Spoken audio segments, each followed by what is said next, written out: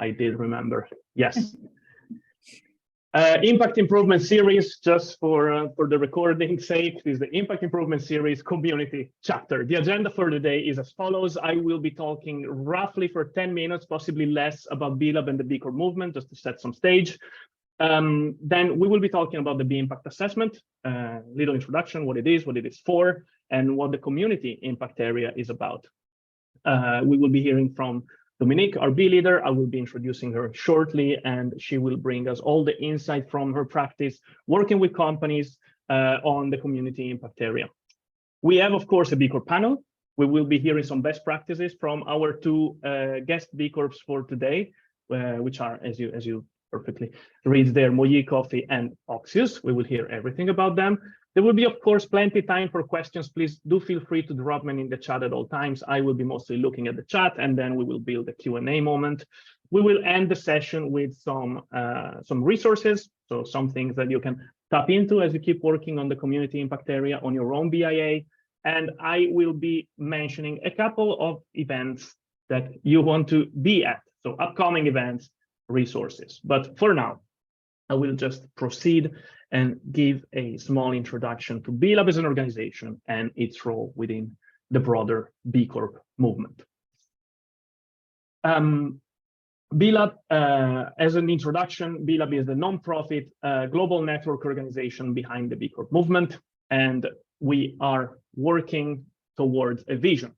The vision of the BLAB Global Network is to build a more inclusive, equitable, and regenerative economic system for all people and the planet.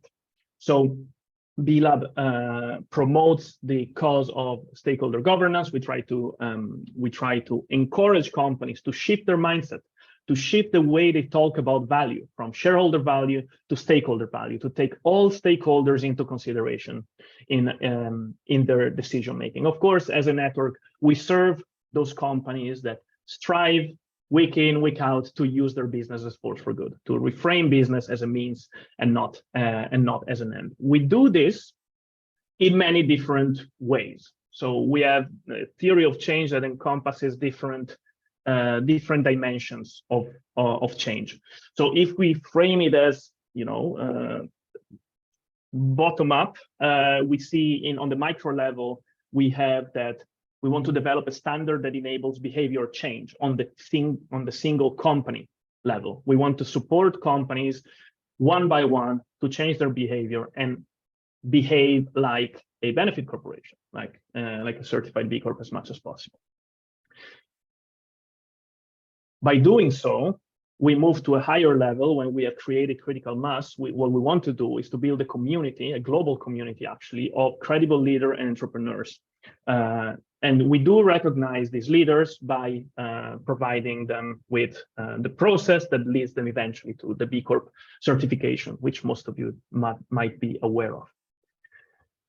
By doing so, we do create tools and programs that enable more and more businesses to follow suit, to create a common language, to create a common literacy about impact and about stakeholder governance.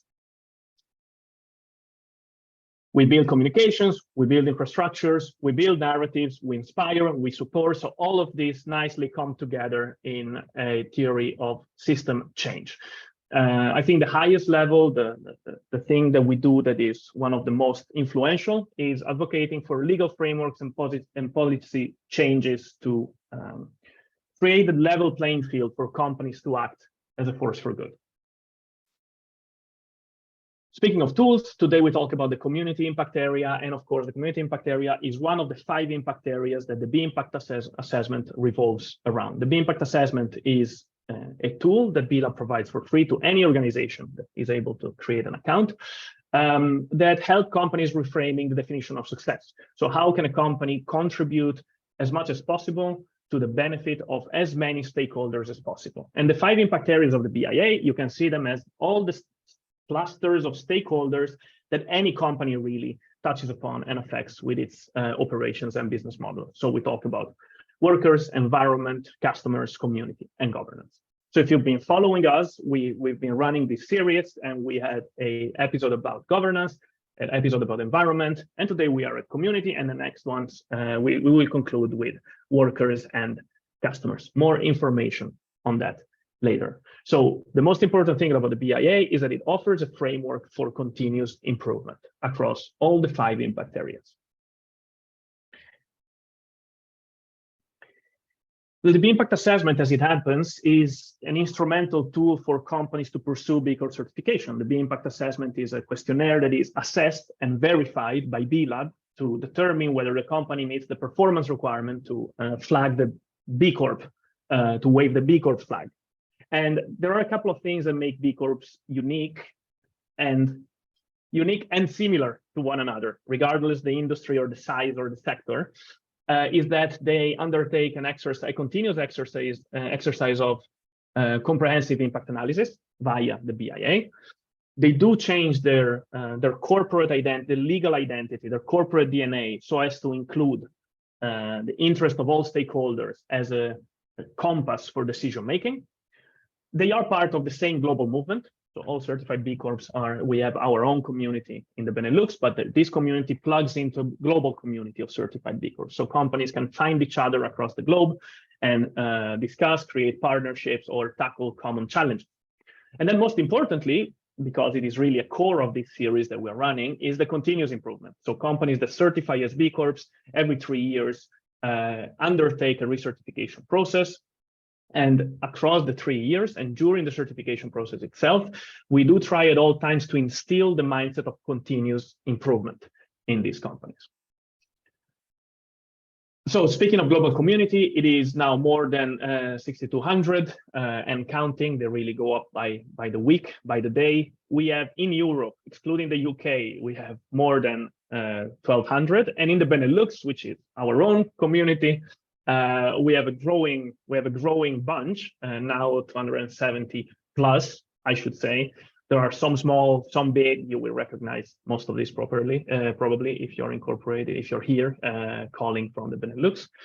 And yeah, the unifying goal is always the same: to use business as force for good, regardless the countries, the users, the industries, and that's what's really cool about this movement.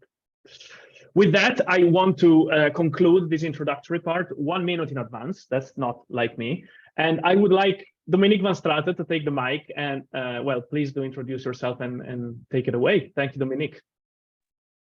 Thank you, Mattia, and wonderful to be here. So my name is Dominique van Straten. I'm a B leader and founder of Ripples. And with Ripples, I help small, medium enterprises making B Corp fun, smooth, and meaningful. And I've also had the privilege to co-host the B Leader training as well with B Lab. So we're going to talk about community here, and community, the impact area is actually quite diverse. So we'll see throughout this session that there is so much around this that it's a really interesting one. So I'm really excited for you to tap into this. So why and what does this section evaluate? As I said, it's a combination of multiple different things. And to put it in one sentence, it's what a company can do to contribute to the economic and social well-being of the communities in which it operates. This is internal as well as external. So this could be around your employees, but also your external communities. Who is responsible for this impact area? Because it is so diverse, it's usually not just one person, but a combination of multiple people. So this could either be your sustainability officer, could be your people and culture manager, supply chain, procurement, or maybe even the CEO. It really depends on the type of, or the different type of topics that you're including in this area and what you as a person are responsible for. So why does this community impact area matter? So it's, first of all, to understand the impact on local communities and the economy. It's to ensure that every employee feels understood and safe. This is that diversity and inclusion aspect. To identify activities that go beyond business as usual. We're not just looking internally anymore, but also externally, looking beyond our own practice. and to nudge positive impact beyond own business facilities. So the different topics that are included, I'm just going to show you them here, but we'll dive into them a bit more in the next couple of slides. And in every impact area, you have the operational impact, and then you have the impact business model. The operational impact is all about your day-to-day activities that's really embedded into everything that you do. So 4 areas are included here: diversity, equity and inclusion, economic impact, civic engagement and giving, and supply chain management. Then we also have impact business models. Those models are really above and beyond your day-to-day practices. These are models that are so ingrained in you as your business and your DNA that if you take that away, the whole business wouldn't exist. It's something unique to you as your business, and it's a long-lasting positive impact on either one or more of your stakeholders. So a couple of examples here are the supply chain poverty alleviation, which we see with companies such as Tony Chocolonely. Also, the panelists are here to share more about that. Another example that we see often is the design to give, where companies donate a certain percentage of their revenue to charities, such as Dopper, when you are probably familiar with, that donate a percentage of their revenue to charities in Nepal. So looking at the different areas or the topics in the operational impact, diversity, equity, inclusion is where we want to ensure that within our business, everyone feels safe, understood, feels that they're able to raise their voice. And a couple of these questions are around how to ensure that this is indeed an inclusive work environment. There are questions around metrics, so percentages of employees female or from underrepresented populations. And then there are questions around supplier diversity. Do you specifically look for suppliers that are potentially family owned or women owned? And do you track that as well? In the next topic, we see the economic impact. This is around the ownership. Is that with local communities, or is that maybe through at least national, and also around your spending? So do you spend everything nationally, maybe even locally within a range of 50 kilometers? And banking services. So how do you and where do you spend the money, and which bank are you using? Are they having any responsible investing options and the like? And that could be the Global Alliance for Banking on Values, for example, or even we have B Corp banks as well. Then civic engagement and giving. This is around donations, maybe even volunteering. We see a lot of companies tapping into these types of impact as well. And we see one of the companies that I know of that do really good work on this is Bosca. They collectively go with the entire company to elderly homes to help out there. Dopper does beach cleanups. Then we have donations coming from a lot of B Corps, and also advocacy for social and environmental standards. Tony Chocolonely is a great example for that. They're really raising their voice to improve social and environmental standards in their industry. Then we have the final topic, that is supply chain management. This is regarding obviously your suppliers and how you manage them and how you screen them, or even evaluate based on their social and environmental performance. Do you have a supplier code of conduct to track whether they're really holding on up to your standards? And the same goes for outsourced staffing services. So do you check whether they pay their employees a minimum or at least living wage? And do they also adhere to your social and environmental standards? Then we're going to look at some tips and tricks. So the first one is around gating questions. If you are not sure of how to get more points in this impact area, always check the gating questions. These are the so-called gating, as they function as a gate. So when you answer them in a certain way, more questions can open up, and that will obviously get you more points in the end as well if you answer them in a positive way. Then really build on practices, not necessarily targets that can come later on, but really make sure that the foundation is built on practices, and then later on you can start working towards targets. Also, start measuring now. I was at a conference a couple of weeks ago, and it was really interesting to see that we often feel not capable of measuring because we don't know how, but as long as you start measuring and you use the same method over and over, you can measure the impact you have in between. So just start now and worry about the details later. Starting small with your suppliers is really important. If you want to improve on the impact with suppliers, it's important to have a good relationship with them, starting small by telling them what you would like to see in 5 years, but what you could maybe already do in a year and 2 years. So really just bite-sized chunks that the suppliers could actually work with instead of requiring them to do a lot in a very short amount of time. And to stay true to your mission. And within the community section, there's a lot of different things that you can do. Always think to yourself, is this really gonna be lived by my mission and vision? Does it make sense? And if not, then it probably is not gonna be a long-lasting improvement that can benefit you in the long run. I believe we have one more. Yeah, that's communicate well and educate.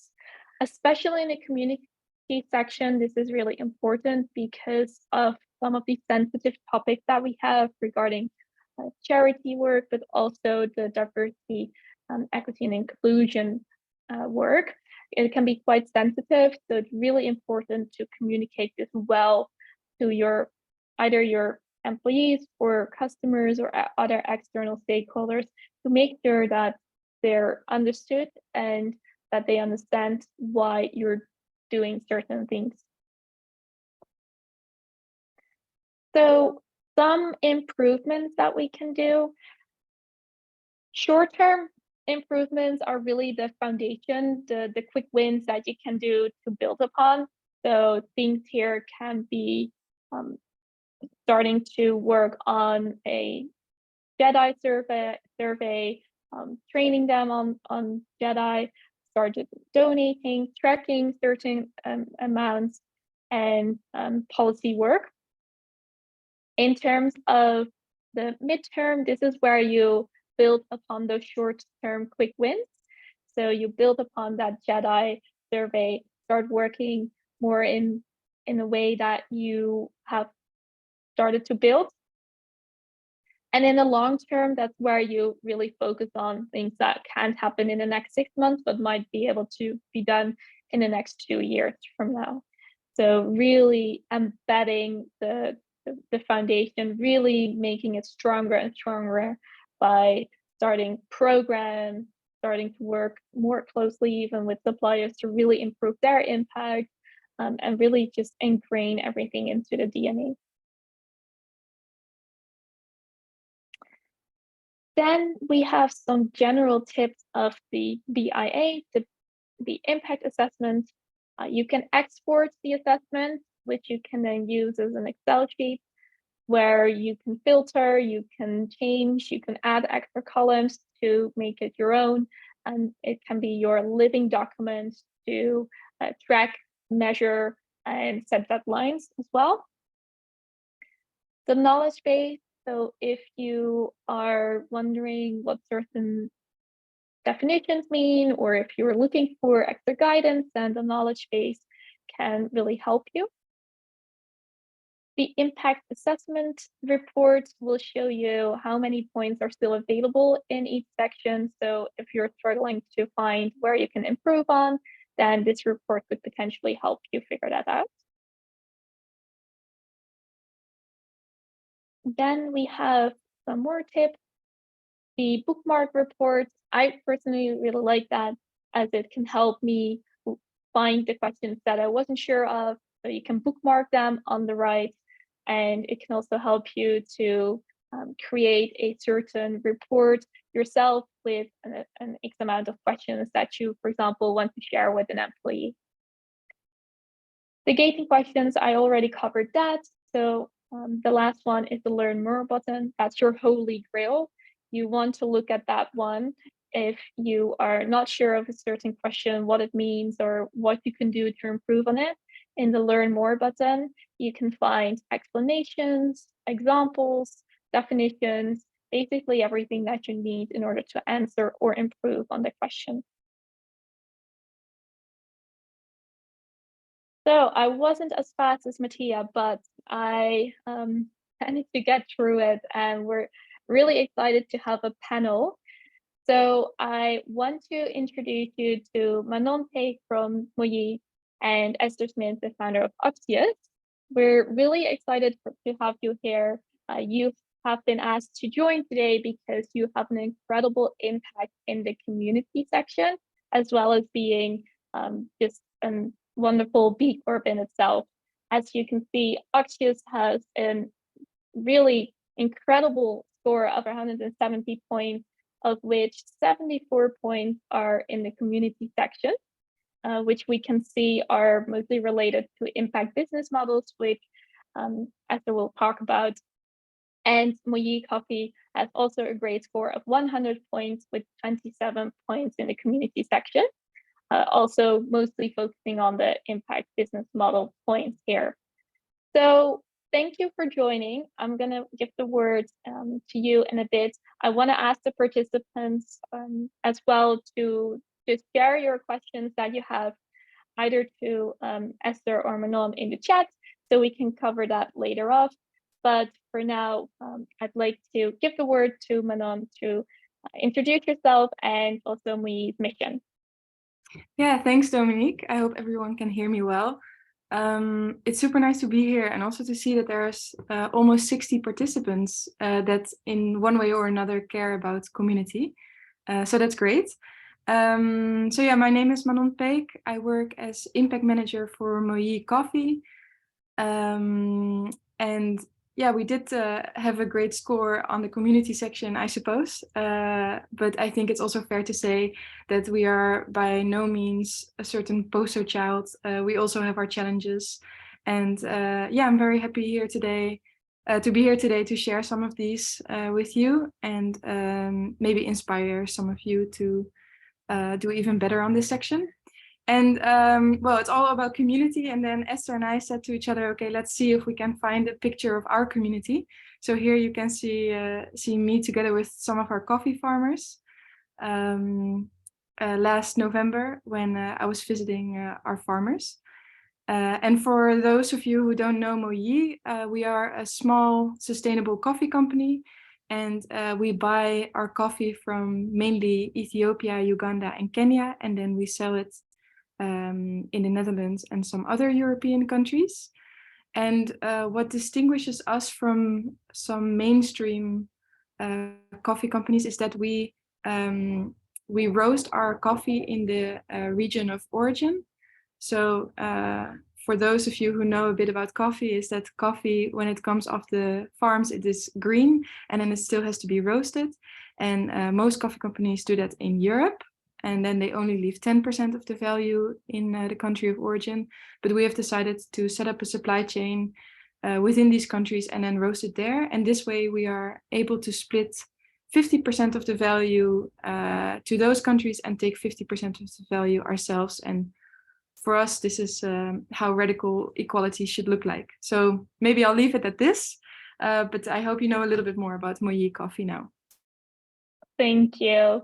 Awesome. And one thing that is not bad to mention is that Moyi was the I think number 3 in the Netherlands to certify. They were right from the start when the B Corp movement started in the Netherlands. So Yeah, number it's 6. already Yeah. number 6. Okay, Yeah. great. So yeah, already 9 years. It was way before I started, but yeah. So let's hear from Esther. Good to have you here, and you can also shortly introduce yourself and the company and its mission. I have to unmute first, otherwise you don't hear me. Hi, welcome. I'm Esther Smit. Thank you for having me here. I'm the founder of Oxius together with my companion Luz.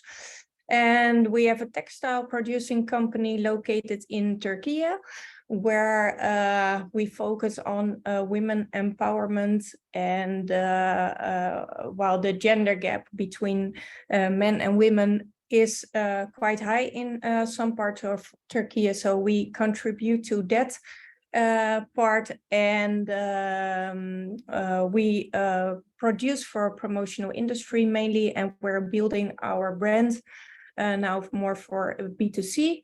And we also have recently started a production facility in the Netherlands, in which there's no textile industry anymore because it's gone to other countries. But we see a lot of problems in our local community in Rotterdam, where poverty is increasing, and we have high potential in the making industry. So yes, we're connecting some things together to make also more impact with our business case in our own local community. Wonderful. Thank you for joining. And let's just dive straight into it, Esther. We spoke before, and what I thought was really incredible is that I wanted to ask you about your amazing score, but then you also mentioned that because of that, you've learned so much, and that you've now started a new entity in a completely new way. Can you explain a bit more about why and what you did to ensure that you have the same community impact that you're having now? Yes, we are B Corp since last year, so we are quite new B Corp. So also the system was new for us, and we learned a lot about doing and learning from the system as well, because we were doing already a lot, but we didn't measure it that much. So we started with that.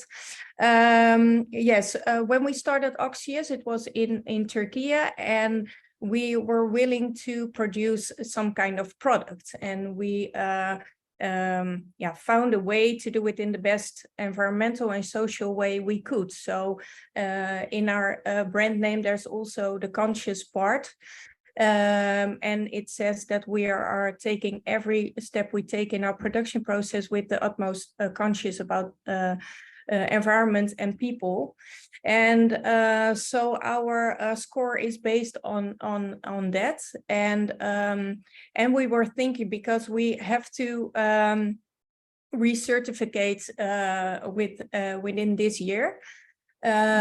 So we were thinking about how to increase our impact, because we had a high score already.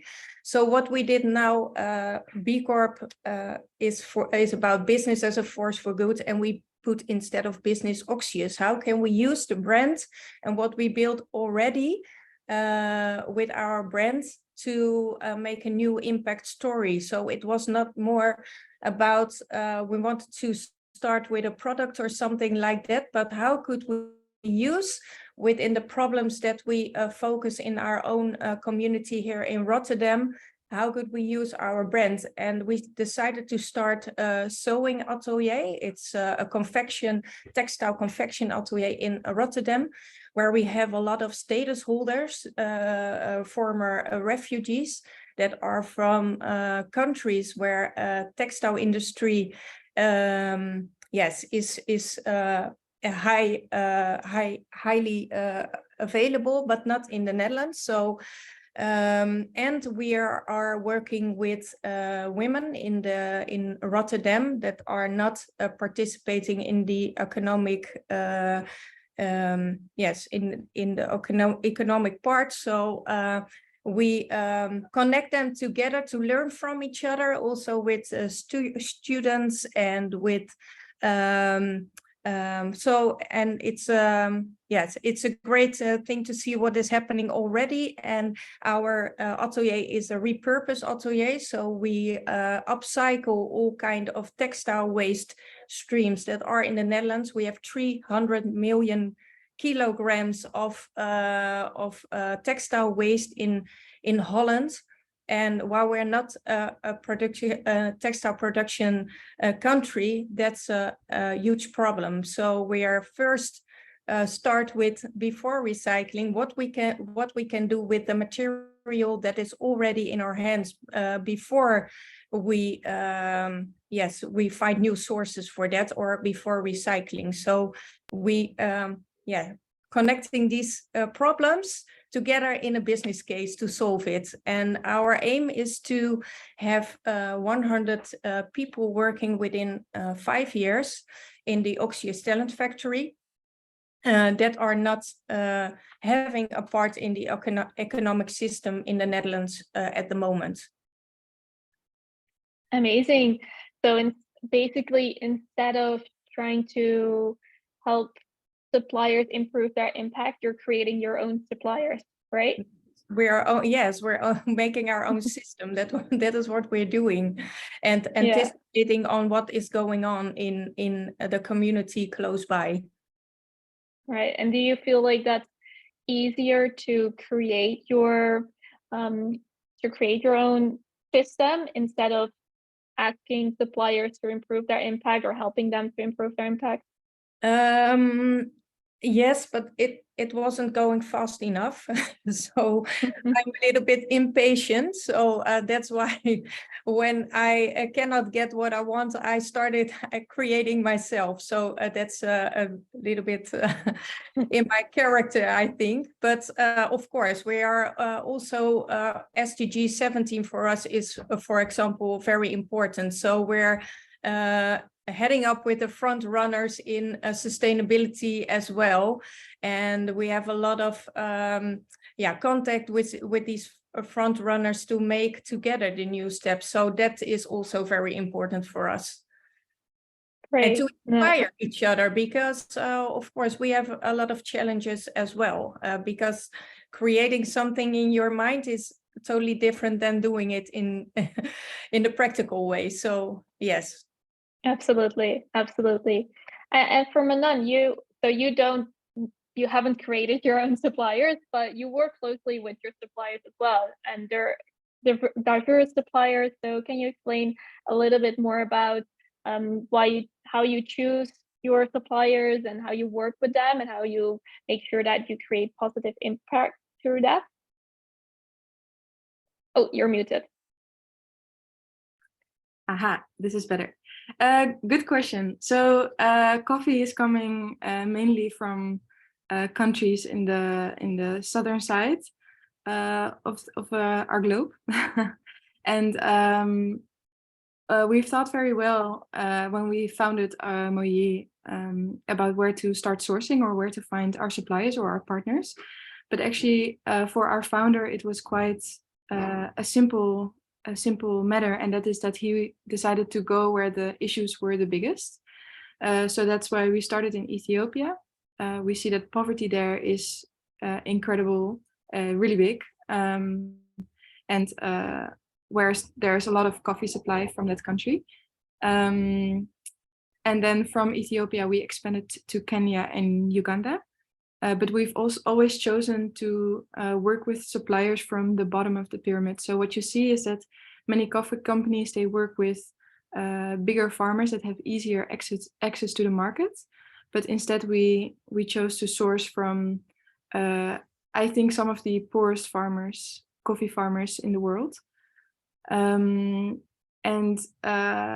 it has been really challenging, also because there has been a conflict in Ethiopia, for example, where we really feel that sometimes when you take one step ahead, you fall 3 steps back. But we decided to stick with it because we know that having long-term relationships with your suppliers is really important.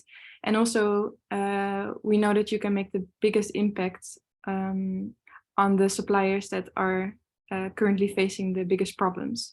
So it's always a bit of a struggle between choosing the most vulnerable suppliers and then having to deal with logistical hiccups or those kind of things, but also realizing that these kind of suppliers are the ones that we can make the most impact on. And we've always chosen to stick to a small group of farmers because we are a small coffee company. So if we say that we source coffee from 10,000 farmers, then the impact that we will have on these 10,000 farmers will never be as big as we would have on maybe 1,000 farmers. And maybe something nice is that we know, well, it's a given that in the coffee industry, women, they perform about 70% on the coffee farms, but only 20% of the farms are owned by women. So we know that there's a huge gender imbalance in coffee. And last year, we decided to create a female supply chain coffee, where we decided to partner up with a female farmer from Uganda. We had the coffee roasted by a female roaster, which is very special also, and packaged by women and then being sent to the Netherlands. So I think maybe that's a tip that I have for small organizations. If you are small and if you think that your impact is limited, then sometimes making choices about your suppliers can already improve your impact. So you will have to source that coffee anyways, but then if you source it from a woman instead of a man, then you already know that your impact might be bigger. Amazing. And that's straight away a really good tip, I think, for a lot of companies here. So thank you for sharing that. And I guess that's also a big part of the score in the community area for you regarding the supply chain poverty alleviation, because you really help them get out of poverty. Do you also have like anything that measures that, or how do you share or research that the fact that you help them getting out of poverty? Yeah, so to get back about supply chain poverty alleviation, so we work together with our farmers quite intensely, and we have all of our farmers digitalized. So it means that it helps us to track their income. That's one way, but also further up in the supply chain, we are working with factories where we roast and where we package our coffee.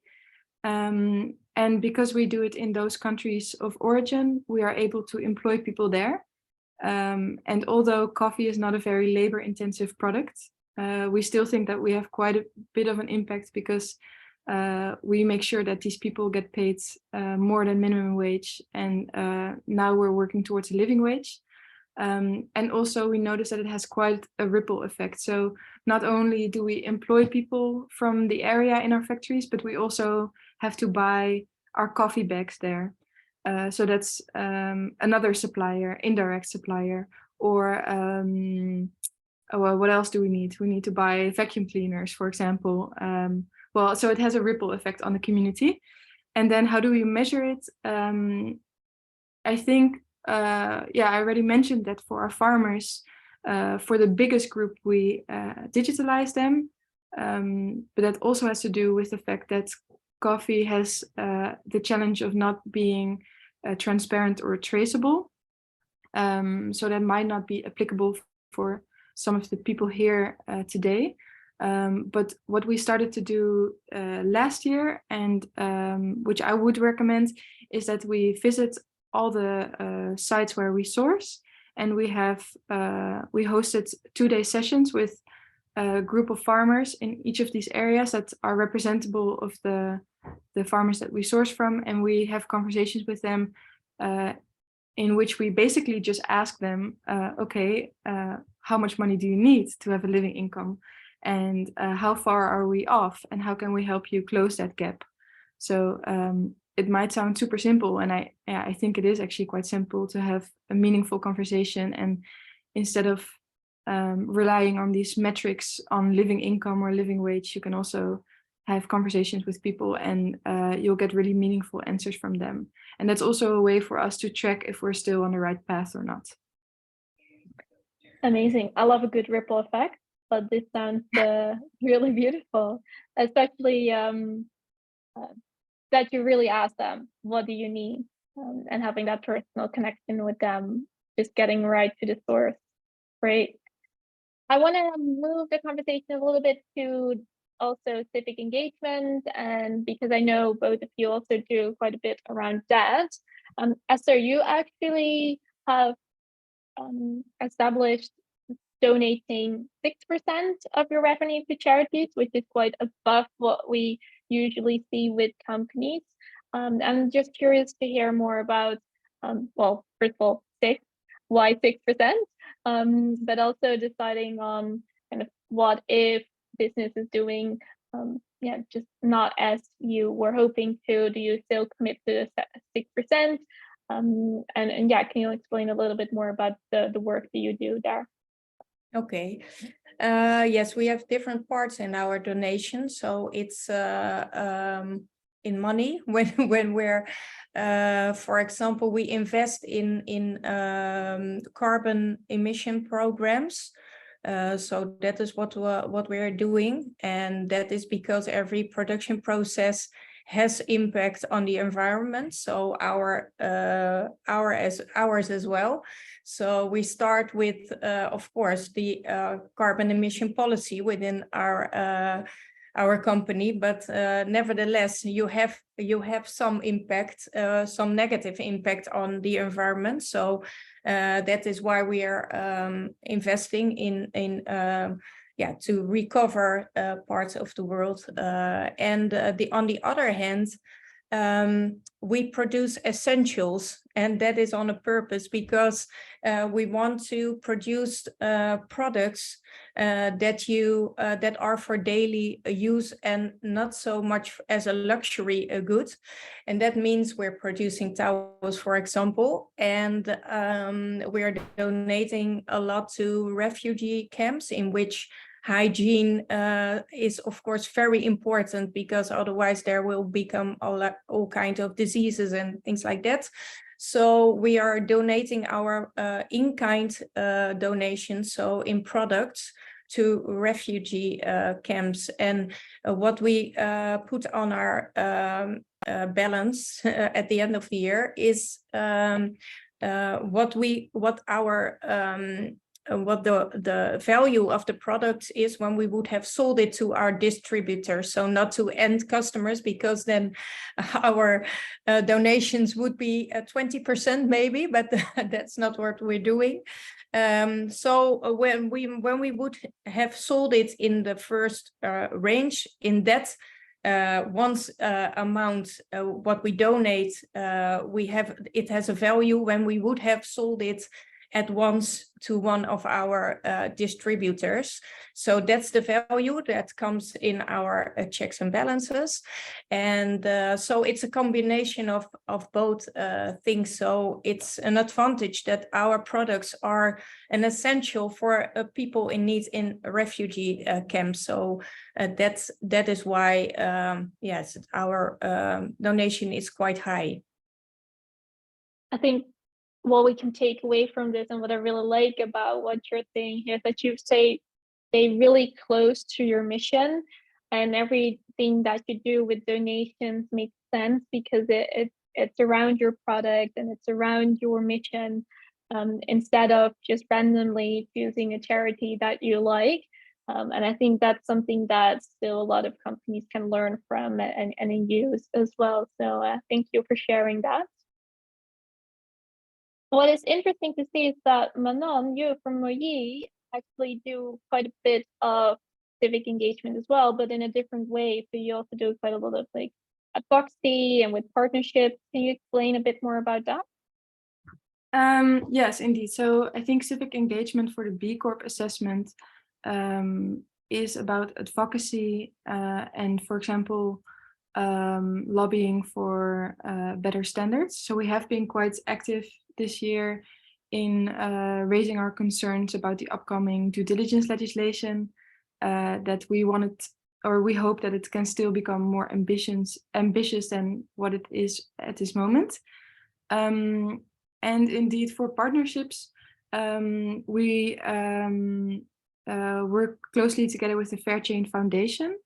That's a nonprofit, and together with the Fair Chain Foundation, we are able to form a consortium and apply for grants. So there are actually quite some good grants from the Dutch government and also from the German government to improve things in your own supply chain by working together with nonprofits. So that means that this year we are starting a project on female empowerment in Ethiopia and also a project on child labor in both Kenya and Ethiopia. And maybe lastly, I already touched upon it, but I think for me, civic engagement is really about having these conversations with your suppliers. And we have opened the conversations about the living income. And through that, we have been able to establish, and maybe now it becomes a bit too technical, but a living income reference price. So that basically means what is the price that we should pay for the coffee for farmers to reach a living income or decent living. And I think what is unique about our approach is that we are the first one in which we ask the farmers what they need, or let the farmers establish this price instead of depending on Western research for the price. So yeah, I think maybe that's a bit of some thoughts on the civic engagement. Absolutely. I mean, that's quite a lot already, right? That's great work. And the last thing you mentioned about it was a long, yes, yeah. That one, that one. So do you also ensure that it's not just your company, but are you trying to have the entire industry working with that reference? Yeah, exactly. So we are also partnering with different organizations to improve this methodology. So for example, we have conversations with Fair Trade, with Rainforest Alliance, to see if we can make this more of a standard. And we're also part of the Future Proof Coffee Collective, which is a community of like-minded coffee companies in which we are sharing data, sharing insights, sharing challenges. And I see a question about the grant names. I'll share them in the chat. Yeah. Right. Awesome. I see there's another question for you. Is this system also open for the farmers themselves, and does it help for their own financial literacy? Yeah, so I think this question relates to what I mentioned before, is that we digitalize farmers. And then there was a question in the chat, what does it mean to digitalize someone? So I tried to explain that if you want to know whether or not you are making an impact and whether or not you are improving your impact, you need to start measuring, and you need to not just trust your gut feeling that you're doing something right, but be able to also show this or prove this. So for us, in order to do that, is that the farmers that supply to us, we create a digital passport for them, or a profile in which we gather information on their family size, on their other income, on their land size, but also we put transactions in that system. So if they bring coffee to us, we say how much it was and what the price is for it, and that's an open source or an publicly available system.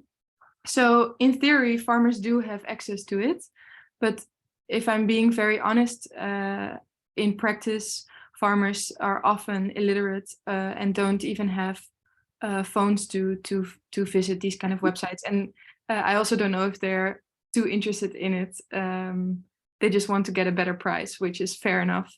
But yeah, in theory, it is open for anyone to see, even for you. Yeah. Awesome. Thanks for the honesty.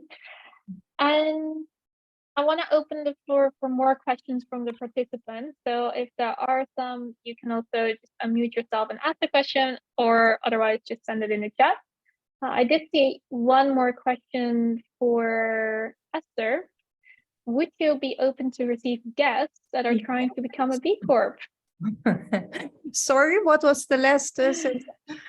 So would you be open to receive guests that are trying to become a B Corp Yes, in your atelier in Rotterdam? Yes, of course. Everybody is welcome. And I already put it in the chat as well. And Davina, she's also one of the participants here. She was our advisor in our whole B Corp assessment, and she can also answer some more detailed questions about our B Corp assessment. Hi, Davina, I see you now. So when you put your email address in there, people can ask her for more questions afterwards as well. But of course, everybody is very welcome to visit our atelier in Rotterdam. No problem. Amazing. Well, maybe we can collectively go. Yes, that would be great. We do the next session here. And that would be a big one. Yes. Dominic, I have a question, if I can. I've been keeping an eye on the chat, and I think I captured was someone at the very beginning asked about the challenges in the B Corp process. I think this is mostly a question direct to you, Dominic. You're welcome, and then the panelists can piggyback as they please. Of course, we've known each other for a couple of years. We've worked with a lot of companies, and I wanted to tap into your knowledge from the field in working with companies. So, how difficult or how easy or how intuitive or how counterintuitive is for certain companies to look at the operational side of their community impact and turn, for example, companies that do wonderful things across the supply chain might have more challenges in looking at how they are integrating certain principles within their own community in the place we're at. Can you speak to that? Can you share any insight that you have gathered in your practice? Yeah, absolutely. So mostly what we see with companies that are trying to either improve on the community or starting their process is that it's what I said in the beginning. It's really about building that foundation, having the right policies and processes in place, so then you can later on look at targets. That's the most important part. So thinking about the supplier code of conduct, that's really a start. If you have a supplier code of conduct and are trying to hold the suppliers accountable for that, then that's really the start of then working more closely together in the future to improve on their impact. So it's really about starting that process. The other element, for example, with JEDI is doing that survey, really understanding the diversity, equitability, and inclusiveness of your company is really the start. After that, you can work around embedding that into the company, work around improving that. And the same then goes for civic engagement. So everything around how to do the volunteering work, pro bono work, having partnerships with charitable organizations.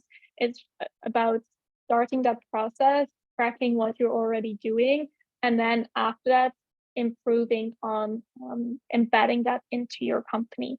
So within the entire community section, it's really built up into the foundation policies, then looking at targets or like the minor improvements, and then how to really integrate it into your process so you can have long-term improvement with suppliers or in the workforce. Thanks. Hope that helps.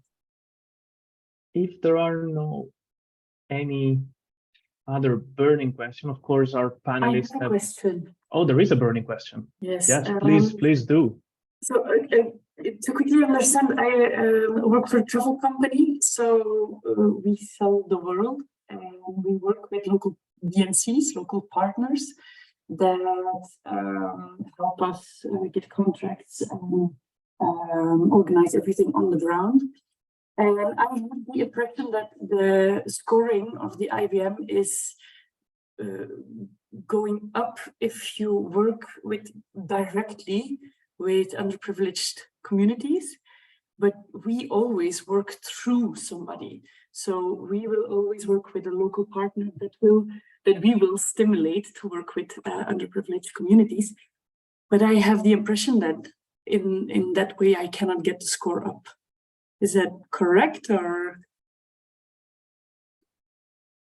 Our supply chain poverty alleviation expert here, I can speak to that. I don't know if Esther and Manon has any penny to spare, but with an eye on the time, what I can tell you, Valerie, is that yes, there are instances where having an intermediate layer between you and the underserved suppliers can grant impact business model points, supply chain poverty alleviation. I think it takes a little bit of diving a little bit deeper in the context of that interaction, the reasoning behind the presence of such intermediate layer, and how much your company itself, how much of your company is being funneled into those populations rather than in the in-between layer. So I think this is a very practical question, and I think a good one to end on with an eye on the time. We have just a couple of minutes. I would like to thank wholeheartedly Dominique. Thank you very much for guiding us today through this session and panel, and of course our panelists, Esther and Manon. I would like to send you off for lunch with a couple of, I promise, just a couple of due diligence slides to just let you know what next you can expect. So first of all, I want to share a couple of resources that help you navigating what we have been discussing, if and only if my laptop and browser start collaborating with me. Yeah.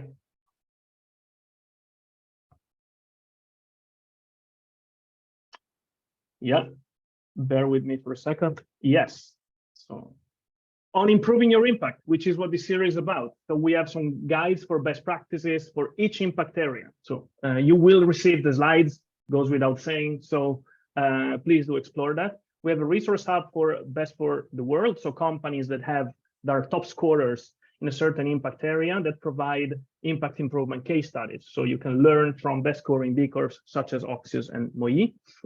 In this slide, you will also find some guidelines on how to communicate your ongoing efforts along improving your impact or your efforts toward the B Corp certification. So we have a BILA brand book, communication best practices toolkit. If you have any question about this, please do feel free to get in touch. And then, of course, this is one event, but we have more to come. We have more to come. We have 2 impact areas to go. So you will see here, there is a link for registration to the impact improvement series customers and workers masterclasses. In between, we have the second half of a session that started last week, the second chapter of a workshop that started last week about regenerative business and the B Corp movement. We will have speakers from Vivo Barefoot and Avalen, a Calvados producer based in the Netherlands. And we will be running a workshop on impact business model. So this way, today was more about impact improvement, how to introduce certain practices along your supply chain and in your operations. On June 28th, we will be hosting a workshop on impact business model. You will receive all of this with all the links for registration. With that, at 1:01, I would like to send you off for lunch. Thank you very much for being with us today. And if you have any questions, do feel free to get in touch with us. Have a great one. Thank you, everyone. Thank you. Thanks. Bye. Thank you. Bye.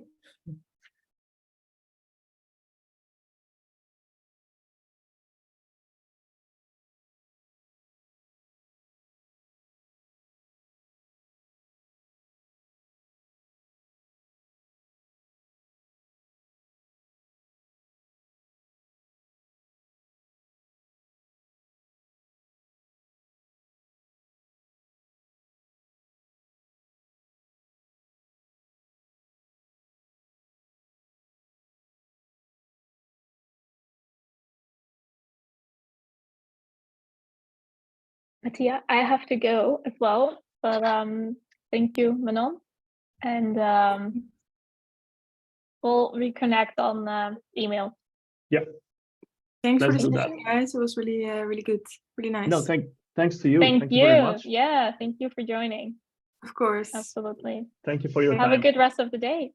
Thanks, you too. Take care. Bye bye. See ya. Take care. Okay, bye. Bye.